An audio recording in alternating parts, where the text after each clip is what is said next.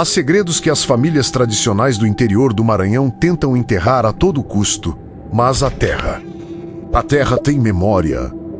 Na década de 1980, numa pequena e pacata cidade com pouco mais de 19 mil habitantes, a inocência de uma brincadeira de crianças revelou que o pior pesadelo da região não era uma lenda de livros, mas sim um parente de sangue.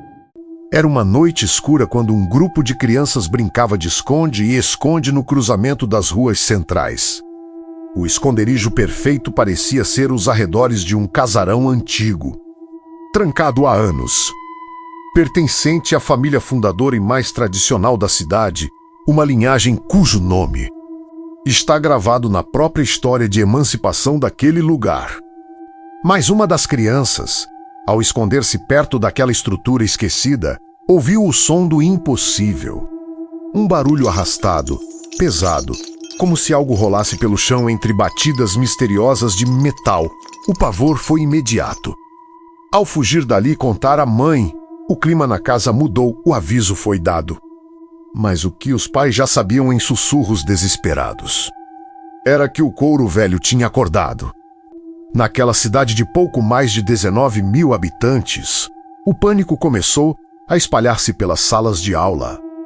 Entre os sussurros dos miúdos na escola, uma palavra bizarra e desconhecida ecoava: couro velho. Sem compreender o peso daquela expressão, a filha da família questionou a sua mãe. E a resposta gelou-lhe o sangue. A mãe explicou o inexplicável. Quando uma pessoa comete atrocidades de marca maior em vida, a sua maldade corrompe a própria morte. Quando esse indivíduo falece, o universo rejeita a sua partida. A terra recugia a consumir o seu corpo, a água espelha se for atirado ao rio, flutuando como lixo. E o fogo simplesmente não o consegue queimar. O cadáver vira uma carcaça ressecada agarrada aos ossos, mas ele continua a mover-se. É o corpo seco, uma criatura amaldiçoada que fica presa entre o mundo dos vivos e o dos mortos, rastejando pela pele enrugada e dura como o couro que outrora foi humana. Mas a tensão maior não estava na escola, estava dentro de casa. Como o pai da menina fazia parte da tradicional família fundadora, ele foi convocado para uma reunião de emergência com os parentes mais antigos. A porta fechada, os pais conversavam em sussurros tensos, com medo de que as paredes pudessem ouvir. Os vizinhos do casarão abandonado já estavam assombrados. Não aguentavam mais o terror das coisas que aconteciam e ecoavam lá de dentro durante as madrugadas. A decisão da família foi drástica e desesperada para abafar o escândalo e proteger os moradores. Homens da família entraram no casarão antigo e capturaram a criatura secular. O corpo seco foi levado às escondidas para a casa de um homem que, em vida, fora irmão daquela criatura.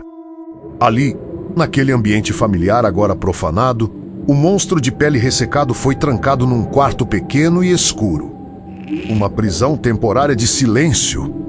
Enquanto os homens da família procuravam uma solução definitiva para conter a força daquela maldição, o desespero aumentava a cada noite em que a criatura arranhava as paredes do quarto pequeno.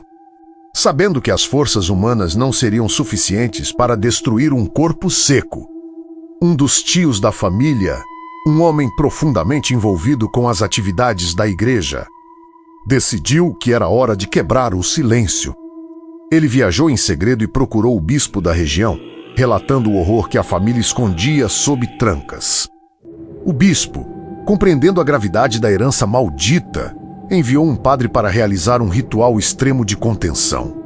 Não era um exorcismo comum, era um benzimento de aprisionamento. A criatura foi retirada do quarto no meio da noite e levada para o interior da mata fechada. Seguindo as ordens do ritual, o corpo seco foi arrastado até uma casa de cupim gigante, um cupinzeiro antigo encravado na terra. Ali, sob as orações e o peso de correntes de ferro grossas, a criatura foi amarrada e selada à estrutura do cupinzeiro. Somente após esse pacto sagrado e violento é que o monstro finalmente se calou. Definhou e se desfez, sendo consumido pelo tempo. Anos mais tarde, quando a menina já tinha crescido e o casarão antigo virara apenas uma lembrança distante. A sua mãe finalmente revelou o segredo final daquele arquivo oculto. Aquela criatura amaldiçoada que rastejava pelo chão não era um monstro qualquer. Era o irmão do seu bisavô. Um homem que viveu no século XIX, dono de escravos, malvado de marca maior, que cometeu atrocidades inomináveis contra aqueles que não podiam se defender. A avareza tinha feito morada no seu coração. Ele era tão ruim e apegado aos seus bens materiais que, já idoso e prevendo o seu fim iminente, os familiares por diversas vezes o encontraram no canto escuro do quarto, mastigando e comendo seu próprio dinheiro. Ele engolia as notas no escuro, numa tentativa insana de garantir que ninguém jamais usufruísse do que era seu. Ele levou a sua riqueza para o estômago e a sua alma para o inferno, mas o inferno cuspiu-o de volta. E você?